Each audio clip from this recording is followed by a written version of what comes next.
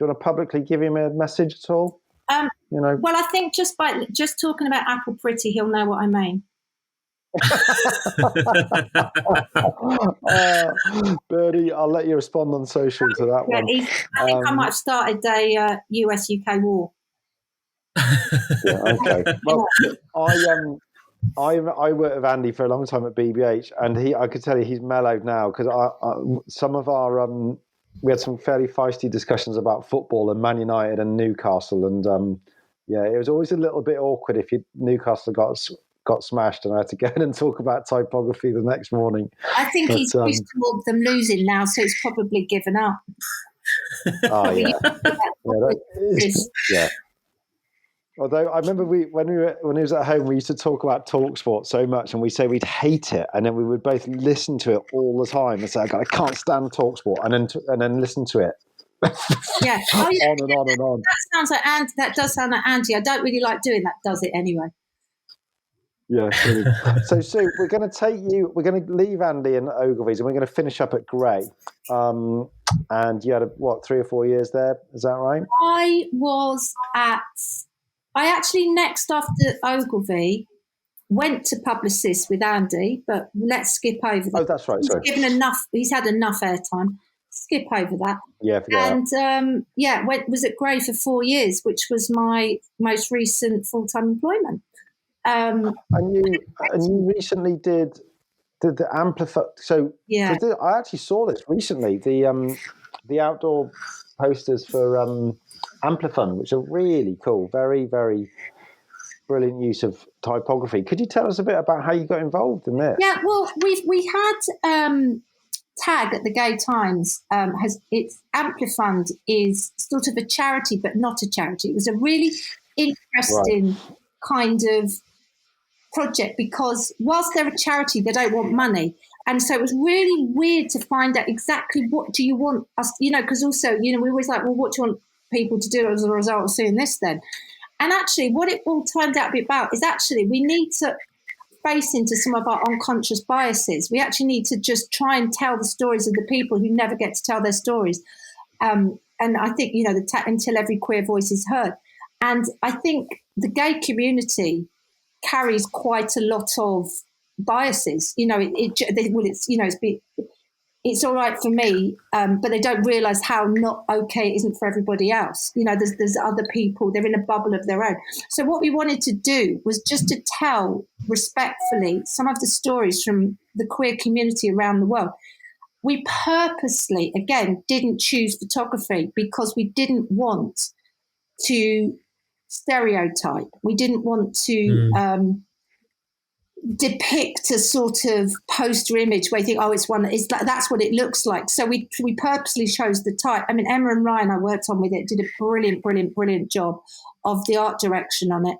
To basically, we just wanted to make, get people to face into their unconscious bias and educate themselves, so we needed to be true to these sort of stories.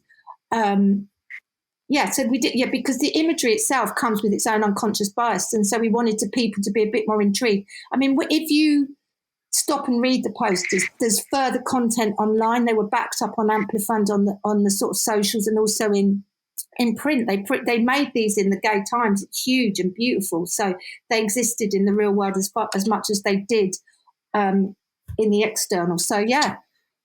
And was it a client to the agency, or is it something that you'd found and wanted to work on while you were at Grey? We had a relationship with the Gay Times, but it was one of those ones. It was a sort of a client that doesn't always have a lot of money, and it was a passion project of as much as anything. And obviously in the pandemic, the charities have really, really struggled, but it was something we felt passionate and the agency really wanted to get done. And we had this great campaign. We worked very closely with MediaCom as well and got some great spaces. And it got out there, but it was a lot of energy and work with the agency to make sure that it happened. Because, sometimes, the energy eats the sort of, the work. Sometimes you have to keep pushing to make it happen. And luckily it did. And so we got our stories out there, basically.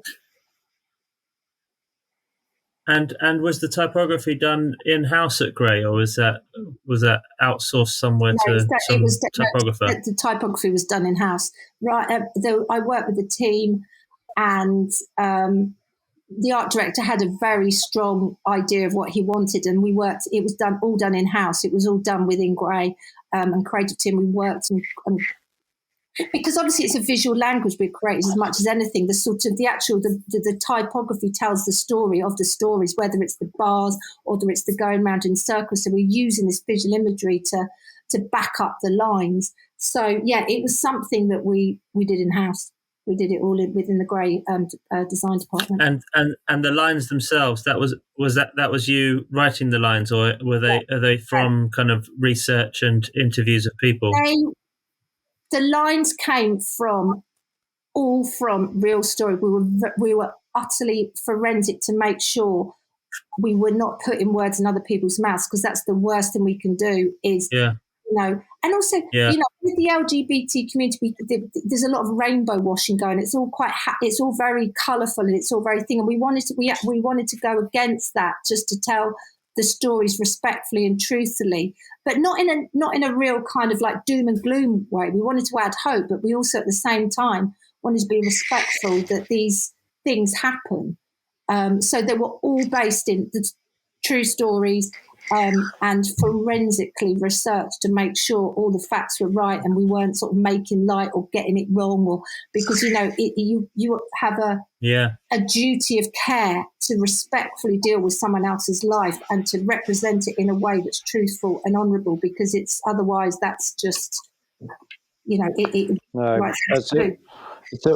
It's very very well put that. I recently worked, when I was with Lou at Mullen, we also worked on the Truth Project, which was people who have suffered historical sexual abuse, and it was incredible project to work on, quite humbling again, but again, we would only ever use, testimonies from people, and we were incredibly careful, and it's that thing actually, out of restriction comes creativity, a sort of a Hegarty thing, and sometimes those projects can actually bring you much more creative solutions because you don't have the freedom, of more conventional briefs. Sue, I was going to ask you, because you've done a huge amount of work. I think, I've loved talking to you today. I've never met you in the what's called the real world, which we used to live in. So IRL, it's so lovely to meet you. I know. Nice to meet you too. I think... Sorry, go on. I'm not very good at talking over people. No, because I'm on a very bad delay. Dan says it sounds all right, but I feel like I'm definitely talking in a vacuum, so I'll keep going for a minute. But I was going to ask you, through all the stuff you've done, billboards-wise, is there anything in your bottom drawer that you've never had which you wish had run? Do you know what? That's a really good question. My bottom drawer is quite empty, to be honest. I think I've always got, and even if I had one, I'm not telling you because you just nick it. Not that I'd known it.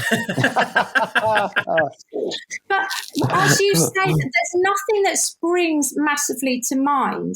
Although as soon as I've got notes of everything everywhere, but nothing is springing to mind as a bottom drawer. Although it's really interesting, isn't it? Because when you start working on a brief, it all comes back to you. Somehow it punctuates a whole. When you sort of actually have got a piece of paper in front of you and words, you go, oh, that reminds me. Oh, we thought of that then. But until you have that in front of you, you don't remember. There's no wormhole to that piece of information that will go, there was that. So, did you ever have that thing? Because obviously, I mean, you've worked at some of the best agencies in the country, if not the world. Having jumped off an account like BA and jumped onto American Express, did you ever go, "Oh, I really wish I'd done that thing for BA while I was working on it"? Did you? It doesn't necessarily have to be stuck in the bottom drawer, but do you ever have that moment where you thought of something else after the fact, or after having worked at an agency or on an account? Do you know what? I always, because if I think something, I say it. I don't really hide my light under a bushel if I can possibly help it. So whether or not it happens or not, I generally outed it.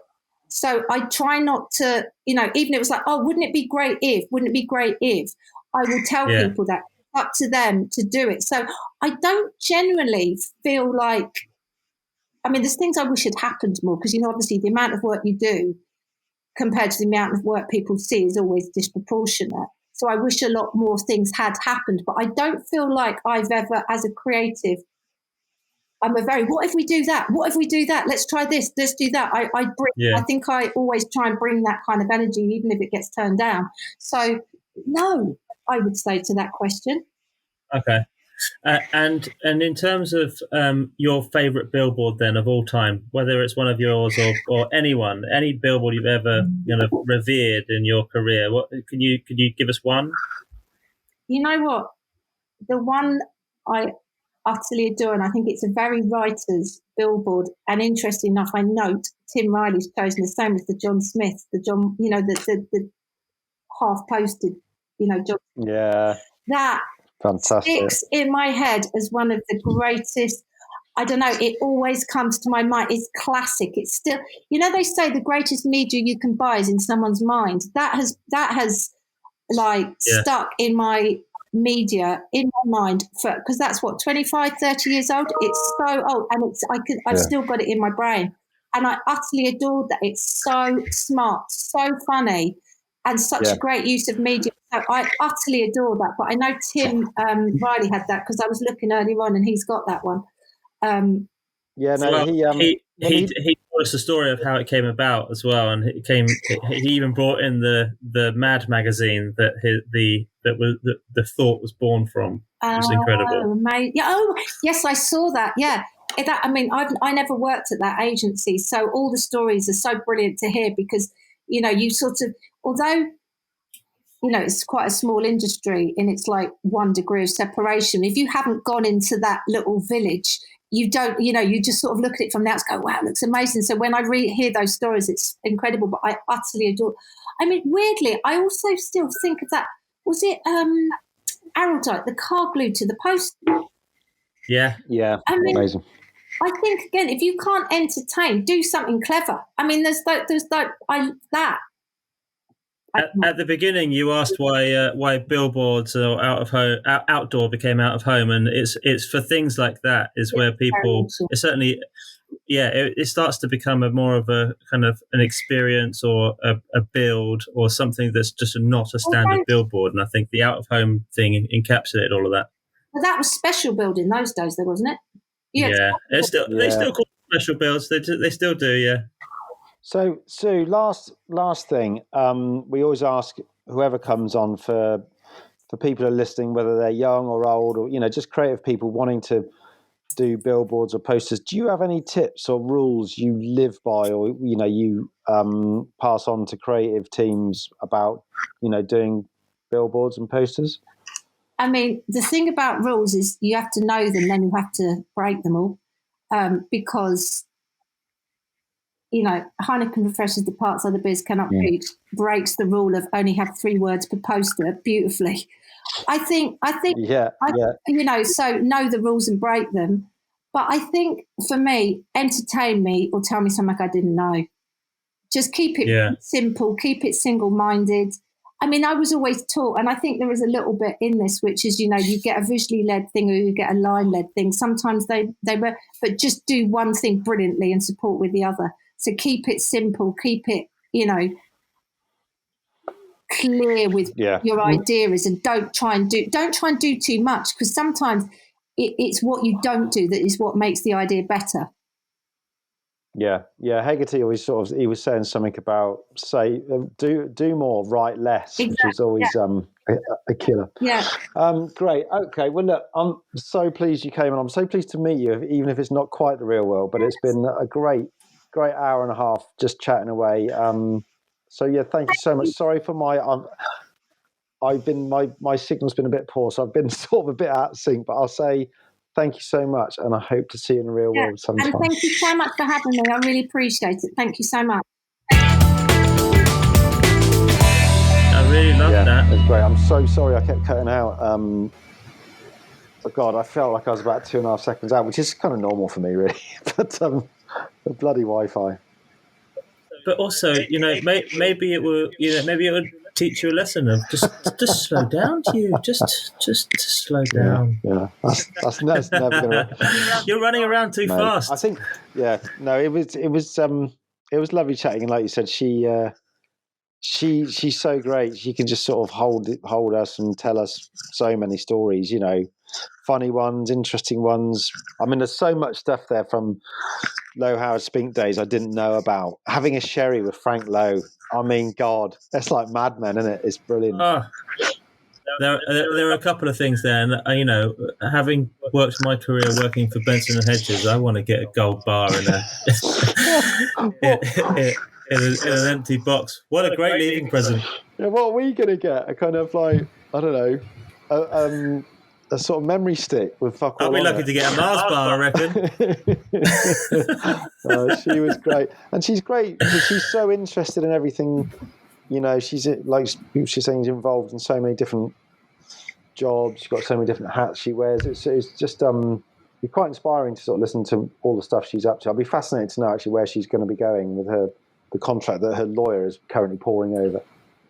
Well, hopefully, she just said at the end there that well, by the time this comes out, hopefully this will be out in a couple of weeks. She may have started there, so we'll be able to put it in the feed where she is, and people can contact her and say hi. All right, my darling. Well, look, I'll love you and leave you. Perfect. Right. Bye. Have a lovely, lovely afternoon.